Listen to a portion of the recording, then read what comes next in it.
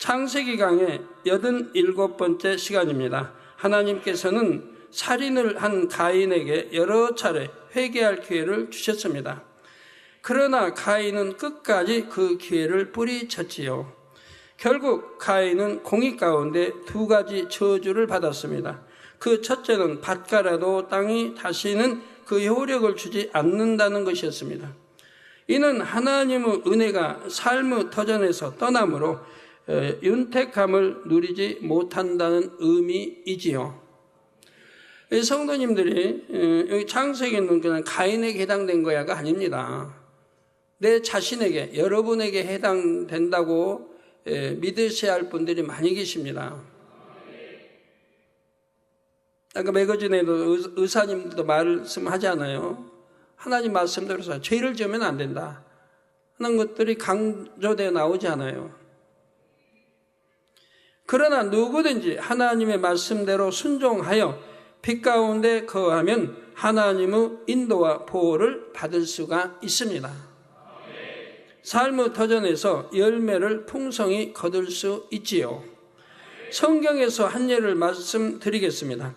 창세기 26장에 보면 이삭이 흉년을 피해 거주지를 옮기는 장면이 나옵니다. 그때 하나님께서 이삭에게 나타나셔서 2절, 4절에 애굽으로 내려가지 말고 내가 내게 지시하는 땅에 거하라. 이 땅에 유하면 내가 너와 함께 있어 내게 복을 주고 내가 이 모든 땅을 너와 내 자손에게 주리라. 내가 내 아비 아브라함에게 맹세한 것을 이루어 내 자손을 하늘의 별과 같이 번성케 하며 이 모든 땅을 내 자손에게 주리니 내 자손을 인하여 천하 만민이 복을 받으리라고 말씀하십니다. 하나님께서는 아브라함에게 약속의 땅으로 주신 지역에 이삭이 머물러 살기를 바라셨습니다. 하나님 말씀하시면 그걸 명심했다가 그대로 지켜야 되는 거라 이 말이에요. 세월이 아무리 흘러도 지켜야 된다 이 말이에요. 잠시 흉년이 들었다 하여 하나님께서 주신 땅을 버리고 떠난다면 이는 하나님의 약속을 믿지 않는다는 증거이지요. 이삭은 하나님을 믿음으로 그 말씀에 그대로 순종했습니다. 그러자 정말 놀라운 축복이 임했습니다. 창세기 26장 12절에서 13절에 이삭이 그 땅에서 농사하여 그 해 100배나 얻었고 여호와께서 복을 주심으로 그 사람이 창대하고 왕성하여 마침내 거부가 되었다 했습니다. 이처럼 누구나 하나님의 말씀에 순종하면 땅이 효력을 그 사람에게 내어줍니다.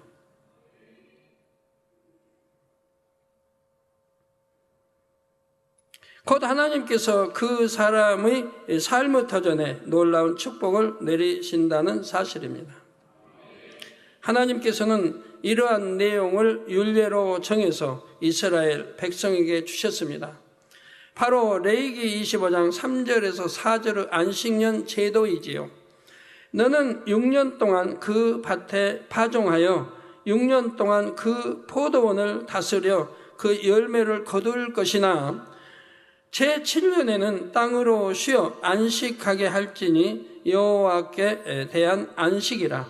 너는 그 밭에 파종하거나 포도원을 다스리지 말라고 명하셨습니다. 이는 출애굽한 이스라엘 백성들이 광야에 있을 때 주신 말씀으로 장차 가나안 땅에 들어가서 지켜야 할 율례 중 하나였지요. 가나안은 젖과 꿀이 흐르는 기름진 땅입니다. 그 땅에 들어가 정착하거든 6년 동안 농사를 지은 다음에는 7년째는 땅을 씌워주라는 말씀입니다. 우리나라에도 이제 기독교 가정들이 많이 있습니다. 기독교 가정들이. 하나님을 믿는 기독교 가정이 많이 있는데 이런 하나님 말씀대로 순종하는 가정이 있다고는 아직 들어보지 못했습니다. 제가 농사 짓고 안 하면 저는 그냥 순종합니다. 말씀대로 6년 열심히 짓고 1년은 쉬게 하고 그냥 할 겁니다, 저는. 근데 기독교 그렇게 많아도 우리나라에 기독교는 많아도 이런 말씀에 순종했단 말을 한 번도 들어본 일이 없어요. 순종하면 복인데 육신의 생각을 가진 사람들은 이 말씀에 순종하기가 어렵지요. 그래서 하나님께서는 레위기 25장 20절에서 22절에 부가 설명을 해 주십니다. 혹 너희 말이 우리가 만일 제7년에 심지도 못하고 그 산물을 거두지도 못하면 무엇을 먹으리요 하겠으나 내가 명하여 제6년에 내 복을 너희에게 내려 그 소출이 3년 쓰기에 족하게 할지라. 너희가 제8년에는 파종하려니와 묵은 곡식을 먹을 것이며 제9년 곧 추수하기까지 묵은 곡식을 먹으리라. 즉 6년째 풍년을 주셔서 앞으로 3년 동안 쓸 것을 넉넉하게 주시겠다고 약속하셨습니다. 왜 3년 양식이 필요합니까? 7년째 먹을 양식은 당연히 필요하고 7년째 일을 안 했으니 8년째 먹을 양식도 필요하지요. 또한 8년째 파종한 보리나 밀은 이듬해인 9년째가 되어야 추수할 수가 있습니다. 그래서 제9년 곧 추수하기까지 묵은 곡식, 곧 6년째 추수한 양식을 먹으리라 하신 것입니다. 하나님께서는 이처럼 말씀에 순종하는 자녀들을 끝까지 다 책임져 주십니다. 오늘날 성도들은 11조를 통해 이러한 하나님의 축복을 받을 수 있습니다. 말라기 3장 10절에서 12절에 만군의 여호와가 이르노라 너희의 온전한 11조를 창고에 들여 나의 집에 양식이 있게 하고 그것으로 나를 시험하여 내가 하늘 문을 열고 너희에게 복을 쌓을 곳이 없도록 붙지 아니하나 보라. 만군의 여호와가 이르노라 내가 너희를 위하여 황충을 금하여 너희 토지 소산을 멸하지 않게 하며 너희 밭에 포도나무의 과실로 기한전에 떨어지지 않게 하리니 너희 땅이 아름다워짐으로 열방이 너희를 복되다 하리라. 만군의 여호와의 말이니라 말씀하셨지요. 이처럼 성도들이 온전한 11조를 드리면 하나님께서는 사업터나 일터를 지켜주시고 복을 내려주십니다. 저희 교회는 성도님이 11조를 참 많이 대부분 하시죠. 얼마나 복을 받았습니까? 10년 전하고요. 10년 전에는 11조 50만 원 드린 성도가 얼마 안 됐습니다. 50만 원 이상 드린 성도가 얼마 안 됐어요. 지금은 1,000몇백 명이 됩니다. 50만 원 이상 드린 성도가 1,000몇백 명이 돼요.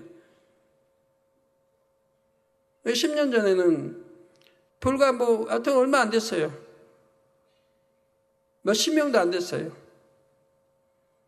근데 10년 후에 오늘날은 여러분 대부분 집도 지니고 자가용도 한 대 내지 2대, 어느 가정은 3대씩 있고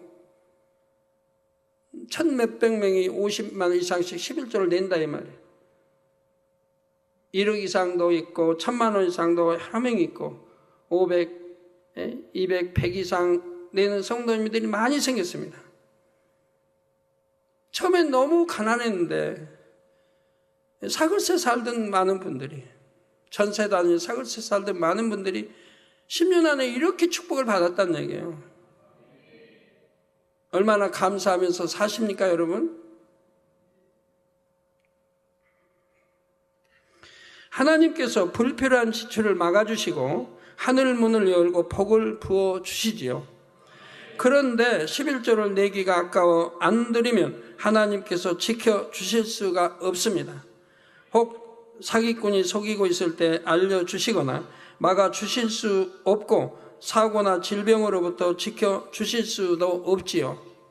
결과적으로 11조에 해당하는 액수보다 훨씬 큰 금액을 손해보는 일이 생깁니다. 이 또한 땅으로부터 그 효력을 얻지 못하는 것이죠. 이것이 가인에게 임한 첫째 저주였습니다. 이런 저주가 여러분에게 임하지 않도록 하나님과 담을 만들지 말아야 할 것입니다. 둘째 저주는 땅에서 피하며 유리하는 자가 된다 했습니다. 땅에서 피하며 유리하는 자가 된다. 이는 아버지로부터 물려받은 모든 것을 잃고 터전을 떠날 수밖에 없다는 의미입니다. 가인처럼 피치 못할 이유로 혹은 타의에 의해 강제로 유리하는 자가 되는 일은 매우 큰 벌이지요. 주로 전쟁 난민이 되거나 포로로 끌려가는 경우 유리하게 됩니다. 참으로 비참한 신세가 되지요.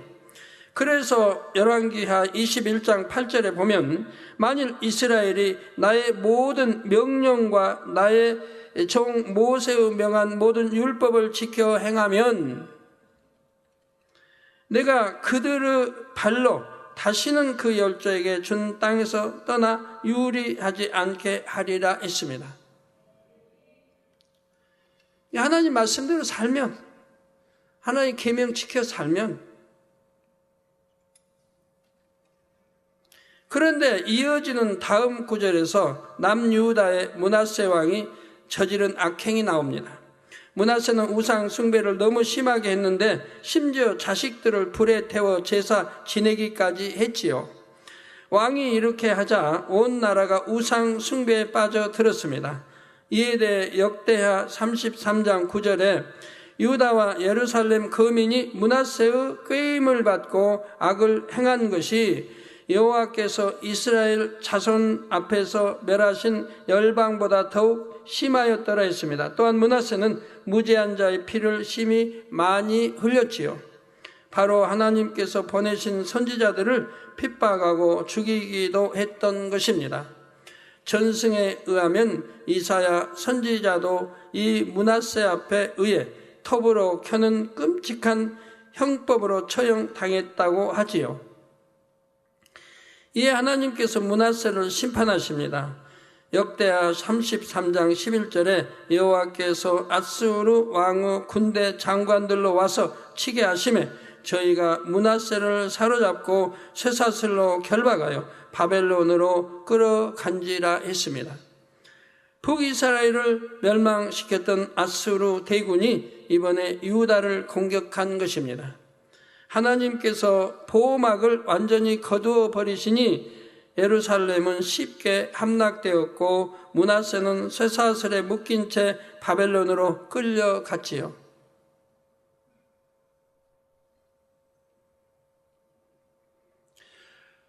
우리나라 역사에 보면 이제 고려조의 역사가 보면 참 굉장히 비극적이었습니다. 물론 조선 왕조도 마찬가지고 늘 그렇지만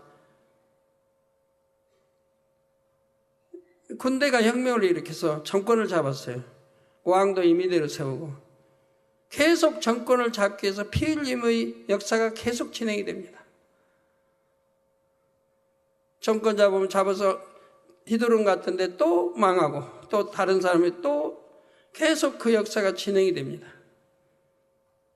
가지고 21대, 22대, 23대로 이어집니다. 그리고 불교가 왕성해서요. 우리나라의 팔만대장경 다 그런 것들이 그때 나온 거 아닙니까? 절 크게 짓고 팔만대장경 여기저기. 그러면서 몽고의 침략을 받습니다.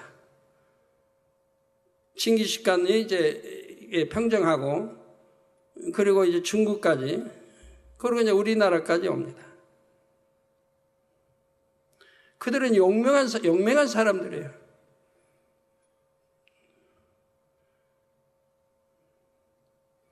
그들의 말발굽안에 우리 고려가 아주 황폐해지기 시작합니다.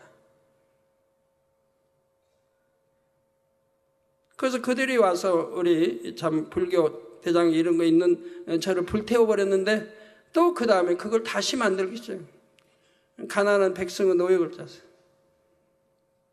그들이 몽고 백성들이 올 때 우리나라 절이고 절은 다 불살라버리고 죽이고 막 했습니다. 승려도 엄청 많이 죽이고요. 그래도 깨닫지를 못하는 거잖아요. 우리가 지금까지 진리가 있는 게 아니니까. 그리고 강화로 수도를 옮깁니다. 강화 섬으로 수도를 옮겨요. 제가 어려서 역사 배우면서 참 강화하고 조그만데 수도를 옮겨서 도대체 어떻게 사나 백성들이. 그렇게 왕궁을 옮기고 왕이 옮겨 나가요. 그리고 몽고 백성 와서 막 전 국토를 짓밟는 거죠. 막 죽이고 살류가 불태워버리고. 근데 강화는 그 눈앞에 보이지만 거기는 점령할 수가 없는 거예요. 왜?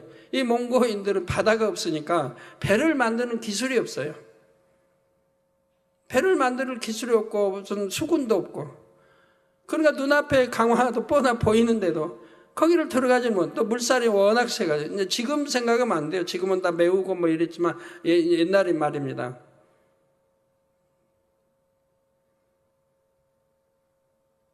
그래가지고 이제 거기를 이제 군대가 와도 이게 들어가지 못하는 강화를 건널 수가 없는 거예요.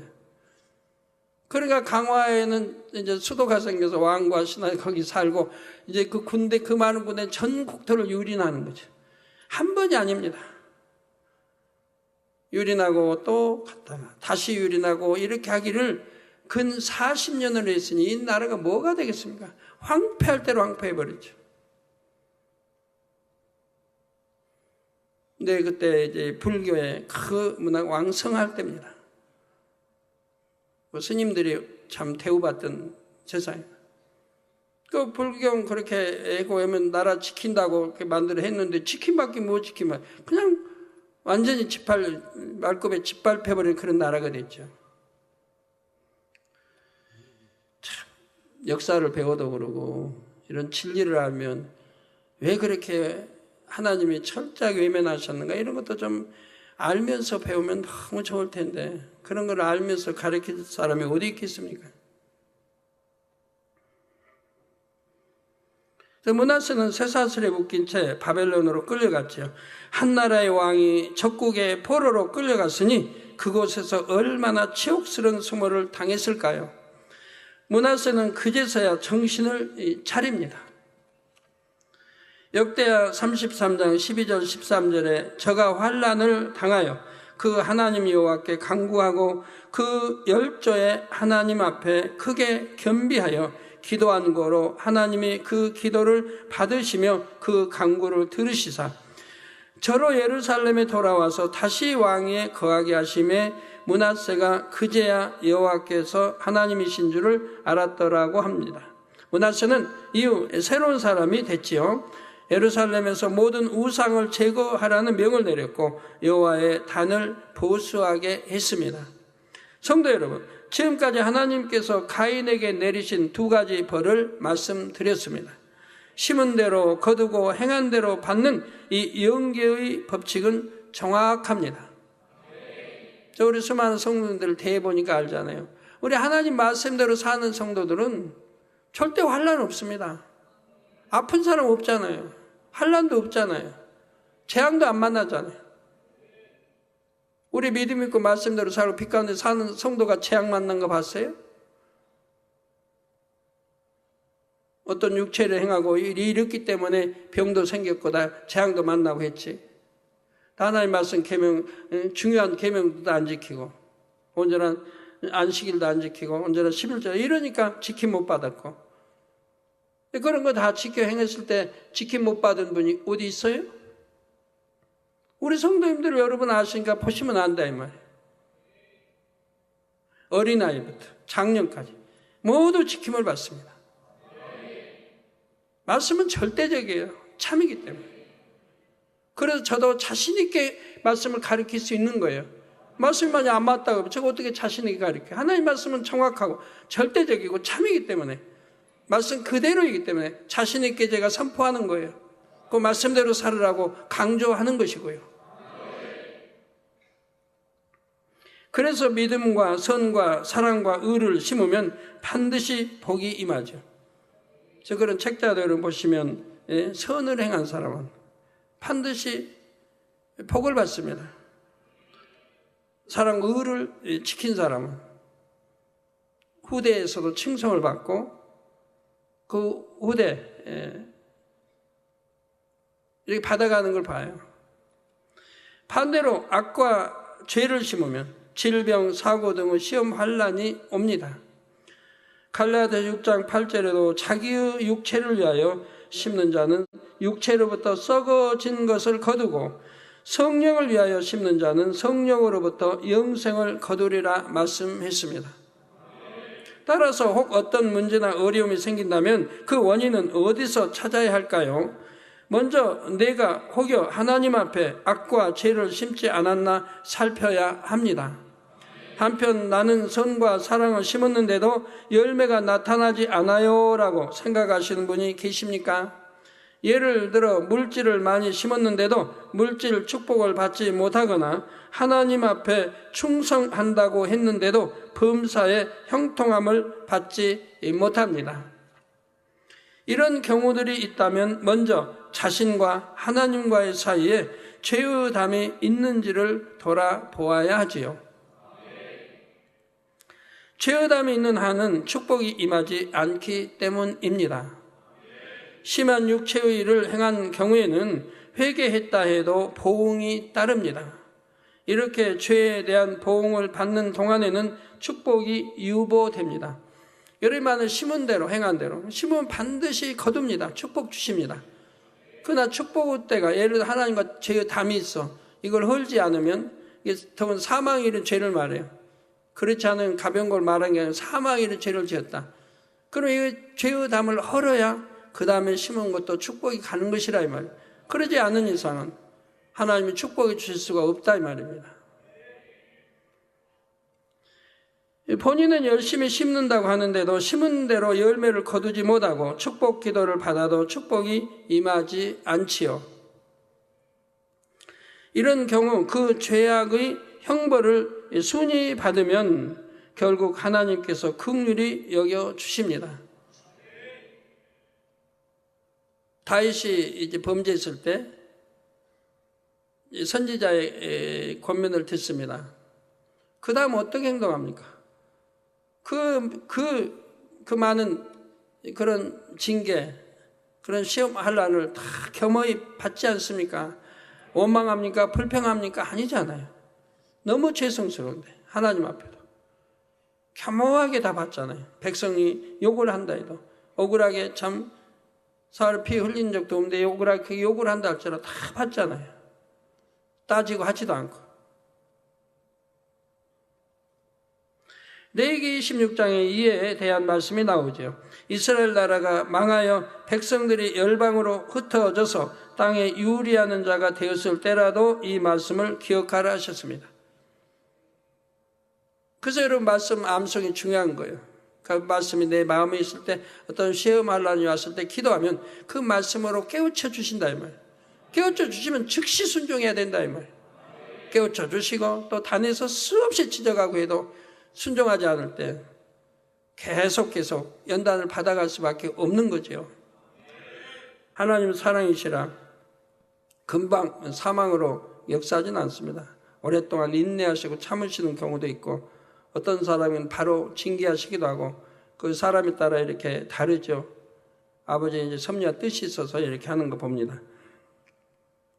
40절 42절에 보면 그들이 자기 죄와 그 열조의 죄와 및 그들이 나를 거스린 허물을 자복하고 또 자기들이 나를 대항하였으므로 나도 그들을 대항하여 그 대적의 땅으로 끌어갔음을 깨닫고 그 할례 받지 아니한 마음이 낮아져서 그 죄악의 형벌을 순히 받으면 내가 야곱과 맺은 내 언약과 이삭과 맺은 내 언약을 생각하며 아브라함과 맺은 내 언약을 생각하고 그 땅을 권고하리라 말씀하셨지요.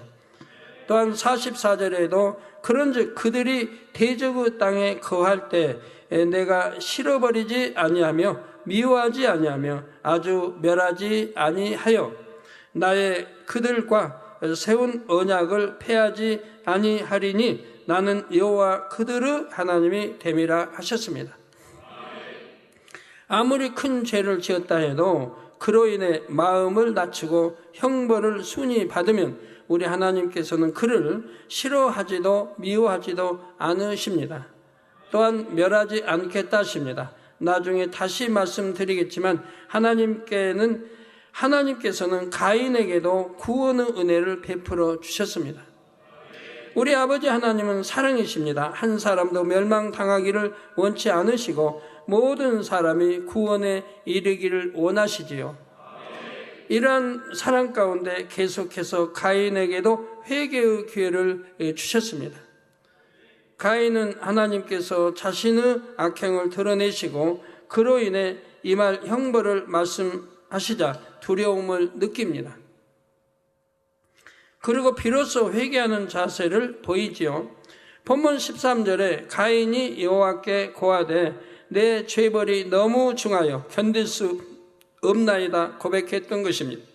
그런데 가인의 이 고백은 마음 중심에서 나온 회개는 아니었습니다. 단지 자신이 받게 될 벌이 두려워서 죄를 시인한 것뿐이지요. 하나님께서는 이런 회개를 원치 않으십니다.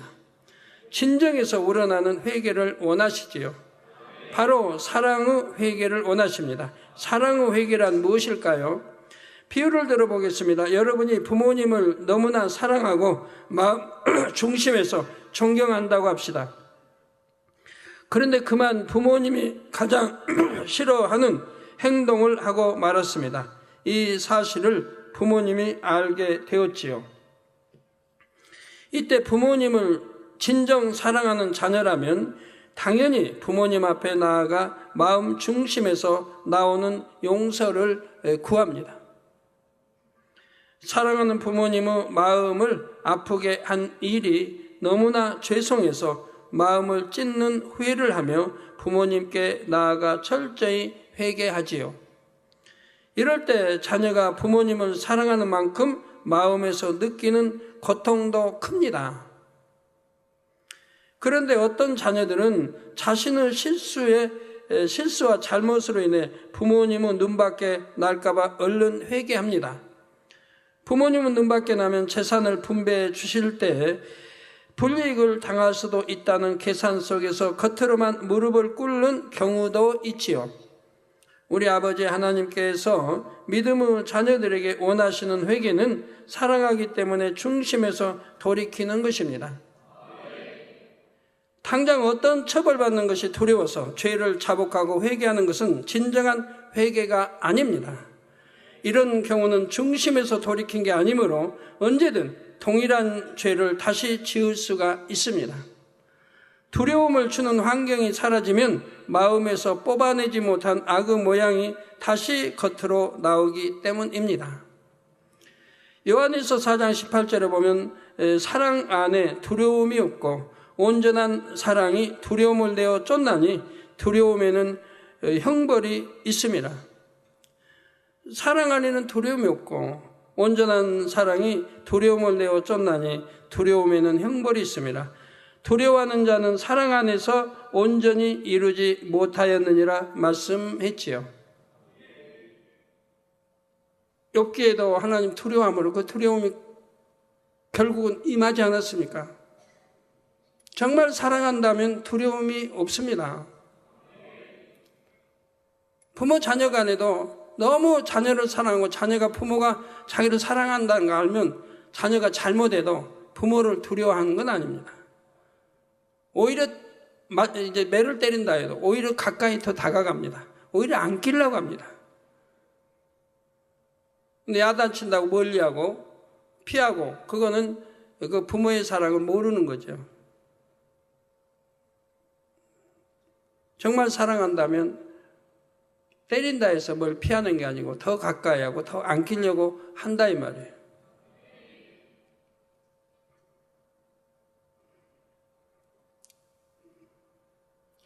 형벌이 두려워서 억지로 계명을 지키는 사람은 하나님을 사랑한다 할 수 없습니다. 그걸 어찌 사랑이라고 하겠습니까? 형벌이 두렵기 때문에 지키는 것인데 내 마음 중심에서 우러나오는 그런 지킴이 돼야 하고 순종이 돼야 되죠. 사랑하기 때문에 계명을 지키는 것이 참이지요. 억지로 지키고 지켜야 되는 거 지키고 두려워서 지키고 무서워서 지키고 그게 아니라 내가 하나님을 사랑하기 때문에 마음에서 우러나는 계명을 지키는 이것이 참인 것이라 이 말이에요. 그 하나님이 누구신지 알죠. 하나님이 사랑이신 걸 알고 사랑이신 걸 알고 그걸 믿고 안다고 하면 하나님을 사랑할 수밖에 없고 첫째로 사랑할 수밖에 없고 철저로 사랑한다고 하면 당연히 계명을 지켜 행할 것이라 이 말입니다. 이에 우리 예수님께서도 요한복음 14장 15절에 너희가 나를 사랑하면 나의 계명을 지키리라 말씀하셨습니다. 만약 우리가 주님을 사랑한다면 주님이 주신 계명 지킨다 이 말입니다. 여러분도 마찬가지예요. 목자를 사랑한다면 목자의 말에 순종하는 겁니다. 너희가 나를 사랑하면 나의 계명을 지키리라. 영으로 들어가서 하나님을 제일로 사랑하는 사람은 죄를 짓지 않습니다. 그런데 영으로 들어가기 전이라도 하나님을 사랑하는 사람은 혹 죄를 짓는다 해도 바로 깨닫고 회개합니다. 내가 왜 아버지 하나님의 마음을 아프게 했을까 하고 두고두고 후회하며 다시는 그런 죄를 짓지 않기 위해 근신하며 살지요. 이러한 사랑의 회개를 했던 대표적인 인물로 다윗을 들 수 있습니다. 다윗이 밧세바를 취하고 그의 남편 우리야를 쾌계로 죽인 일에 대해 하나님께 책망을 받은 일이 있었지요. 그때 다윗은 이유나 핑계를 대지 않고 즉시로 회개했습니다. 당시 다윗의 심정이 시편 51편에 잘 나옵니다. 그 중에서 일부만 살펴보겠습니다. 먼저 1절에 3절에 하나님이요 주의 인자를 쫓아 나를 긍휼히 여기시며 주의 많은 자비를 쫓아 내 죄가를 도말하소서. 나의 죄악을 맑게 씻기시며 나의 죄를 깨끗이 제하소서. 대저 나는 내 죄가를 아오니 내 죄가 항상 내 앞에 있나이다 했지요. 자신의 죄를 솔직히 인정하며 죄사함을 구하고 있습니다. 다음으로 11절 12절에는 나를 주 앞에서 쫓아내지 마시며 주의 성신을 내게서 거두지 마소서. 주의 구원의 즐거움을 내게 회복시키시고 자원하는 심령을 주사 나를 붙드소서 했지요. 다윗은 두려움으로 하나님을 멀리한 것이 아니라 오히려 어린아이가 엄마 품으로 파고들듯이 하나님의 은혜를 간구했습니다. 마지막으로 17절을 보면 하나님의 구하시는 제사는 상한 심령이라. 하나님이여 상하고 통회하는 마음을 주께서 멸시치 아니하시리이다 했습니다. 다윗 자신이 중심에서 우러나는 사랑의 회개를 했기 까닭에 하나님께서도 들어주실 것을 확신하고 있죠. 이게 통해 자복해봐요. 정말 마음에서 회개했다고 하면 하나님이 내 죄를 용서하셨다는 것이 마음에서 옵니다. 내가 용서받았다는 거 오게 돼요. 다 사함받았다는 거 오게 돼요. 그 은혜는 하나님이 주시는 거죠. 미지근하게 숨길 거 숨기고 남길 거 남겼으니까 후련치도 못하는 것이고 여전히 공고하는 것이지.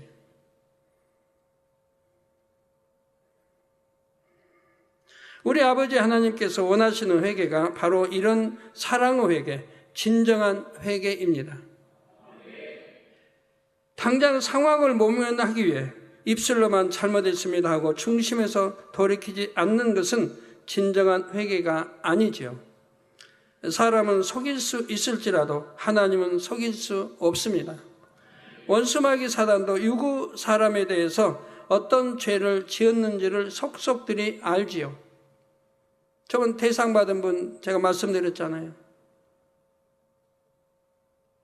대상 그 뽑기 전에, 카드 뽑기 전에 벌써 보름 전에 우리 구역장 또 조장 다른 분들이 꿈에 나타나서 제가 누구 대상 뽑는다, 대상 받는다 알려주고, 그리고 보름 후에쯤 제가 카드를 뽑았을 때 정확하게 36번을 뽑아내지 않습니까? 꿈에 보여준 그대로. 이런 일이 어떻게 있을 수 있는 일이에요? 하나님만이 가능하신 일이죠. 보름 전에 내가 보름 후에 뭘 뽑을 걸 아신다 이 말이에요. 그리고 꿈에 보여줬다 이 말이에요. 그리고 정확하게 수천 장 카드 안에서 그걸 뽑아내더라 이 말이에요. 그래서 여러분 그런 거 혹시 찜 뽑을 때도 그러고요. 저는 이제 그런 거 뽑을 때 저번 말씀드린 것 같은데 뭐 4천 장의 카드를 가져왔는데 기도하고 아버지 가장 합당한 자 누굽니까? 아버지 아시오니 대상받을 가장 합당한 자를 뽑을 수 있도록 도와주세요. 그리고 손이 움직이는 거예요. 손이 쓱 한번 쓰고 움직이다가 딱 멈추는 데가 있어요. 멈추면 딱 해서 그걸 뽑아내요. 그럼 변기하지 않아요. 잘못 뽑았나? 아니면 이름 모르는 이름까지 하나? 그런 것도 없어요. 말도 안 돼요, 그건. 이름 보지도 않아요. 딱 뽑아서 내고, 그리고 보고 기록해 놓고 보냈죠. 옆에 최장로 또, 성우, 용석 다 있었나? 옆에, 그때? 있었죠. 거기서 뽑았죠. 근데 하나님은 벌써 보름 전에 벌써 내가 뭘 뽑을 걸 아시고 우리 두 분의 성도 구역장 조장님에게 누가 대상 받는데 36번을 받는다까지 보여주시고 나서 그렇게 보름 후에 제가 뽑는 거 봐요. 이렇게 정확하신 분, 다 알고 계신 분, 이런 하나님을 속이려고 하면 되겠습니까?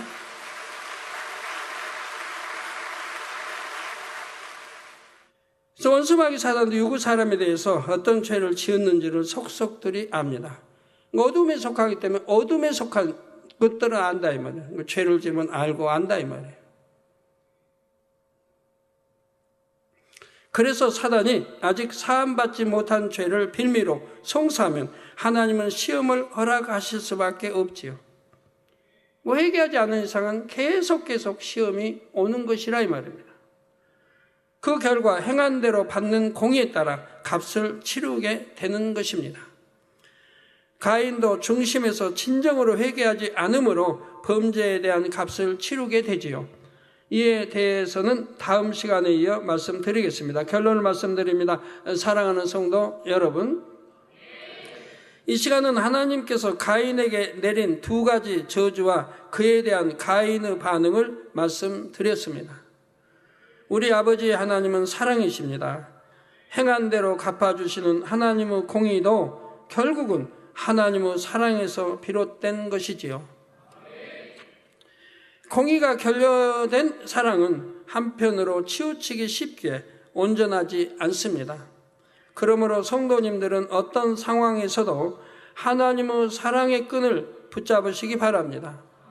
시편 73편 28절에 하나님께 가까이 함이 내게 복이라.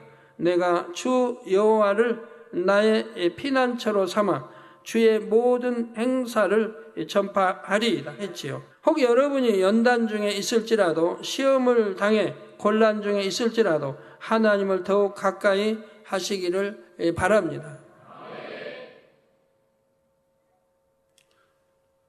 지금은 내 주위에 이제 영의 사람들이 많이 있고 또 영에 들어오기 직전에 일꾼들이 많이 있어서 참 행복해요, 제가. 그 제 곁에서 이렇게 수종되는 분들은 지금까지 지켜봤잖아요, 저에 대해서. 그래서 얼마나 정확하게 하나님 역사하신 것도 너무 잘 알아요. 그래서 이제는 근 100% 믿어요. 제가 뭐라고 하면 근 100% 믿어요. 당사자들이 안 물어봤지만 아마 100% 믿을 거예요.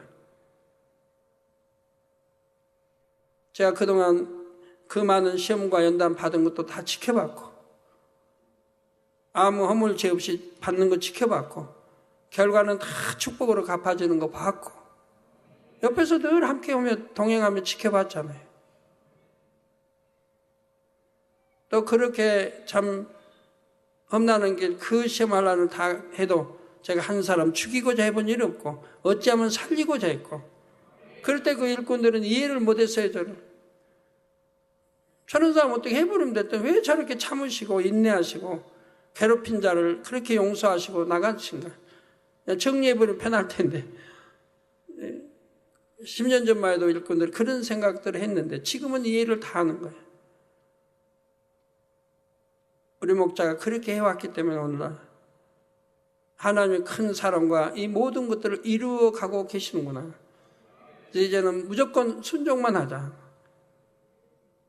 순종했을 때 아버지 기뻐하시고 모든 걸 이루시는 걸 지켜봤기 때문에 그러나 생각을 동원해서 불순종했을 때 거기서 어려움들이 찾아왔더라 이 말입니다. 좋으신 우리 아버지 하나님을 여러분의 피난처로 삼으시기 바랍니다. 그래서 아버지 하나님의 사랑 가운데 능히 모든 연단을 통과하심으로 정금 같은 믿음을 갖게 되시기를 주님의 이름으로 축원합니다. 기도하겠습니다. 말씀 상고하시면서 통성으로 다 같이 기도하시겠습니다. 아버지 하나님 감사합니다. 오늘도 주신 말씀이 믿음이 되고 생명이 되게 도와주시기를